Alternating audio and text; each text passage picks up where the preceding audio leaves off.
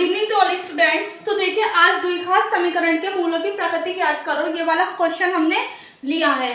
तो देखिए इसमें हम करेंगे क्या, एक समीकरण उन्होंने हमें गिवन करी है, तो इसके हमें इसमें क्या बताना है, मूलों की प्रकृति ज्ञात करनी है। किसकी? इस समीकरण की। इस समीकरण के मूलों की प्रकृति हमें ज्ञात करनी है। तो देखिए स्टूडेंट्स, इसके लिए सबसे पहले हमें किस चीज की जरूरत होगी, विभक्तिकर। विभक्तिकर का आपने फॉर्मूला सुना भी होगा, और पहले मैं आपको बता देती हूँ जिस फॉर्मूले का इसमें यूज होगा।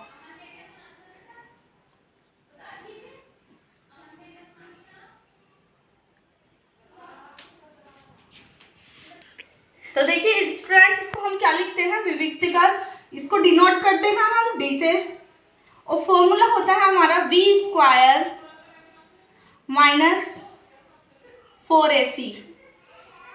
ये आपका विभक्तिकर का फॉर्मूला होता है। आपको ये फॉर्मूला यूज करना होगा कब, जब वो आपसे मूलों की प्रकृति ज्ञात करने को बोलेगा।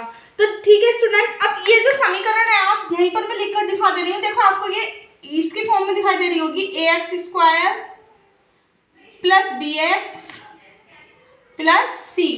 इसी की फॉर्म में है ना स्टूडेंट्स ये। तो देखिएगा क्या होगा, जो यहाँ पर हमारा a हो जाएगा, a = कितना हो गया, जो 2 का कोफिशिएंट होगा 2a, v = -3। ये चीज मैं आपको पहले भी बता चुकी हूँ। अगर यहाँ पॉजिटिव होता तो मैं पूरा 3 लिख देती, बट यहाँ पर अगर आपको निगेटिव साइन है तो आप पूरे साइन के साथ ही इसको उठाओगे, अदरवाइज गलत हो जाएगा। तो -3। अब देखिएगा c मेरा पॉजिटिव है तो ओनली मैं 5 लिख दूंगी, ठीक है, क्योंकि यहाँ पर हमें इसका साइन लिखने की नीड नहीं है।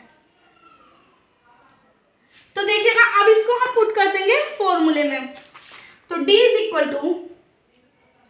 v², v देखिए क्या है हमारा, -3 का स्क्वायर -4 मल्टीप्लाई। देखिए स्टूडेंट्स, इनके बीच में कोई साइन नहीं है, इट मीन्स मल्टीप्लाई का साइन है। a कितना है हमारा 2, और c कितना है हमारा 5।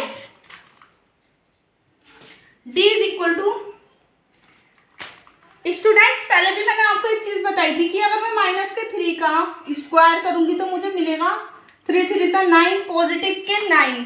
अगर मैं बात करूं यहाँ पर क्यूब करने की तो मुझे मिलेगा -27। मैंने आपको पहले भी बताई थी, कितनी भी छोटी या बड़ी डिजिट हो, अगर आप उसका स्क्वायर करोगे, माइनस के टर्म्स का स्क्वायर करोगे तो वो हमेशा ऑल पॉजिटिव मिलेगा, और अगर आप माइनस के टर्म्स का क्यूब करोगे तो आपको निगेटिव ही मिलेगा। ये हर नंबर पर लागू होता है जो आपका निगेटिव हो। स्क्वायर होगा तो वो ऑल पॉजिटिव हो जाएगा, और अगर क्यूब करोगे निगेटिव नंबर की तो वो निगेटिव ही आपको मिलेगा। तो यहाँ पर बात आती है, देखिएगा स्क्वायर की, तो मुझे क्या मिल जाएगा, 9 मिल जाएगा, और वो क्या होगा, पॉजिटिव होगा। अब यहाँ पर देखिएगा 4 दूनी 8, 8 पंजे 40, माइनस का साइन जैसा था वैसे ही लिख दिया मैंने।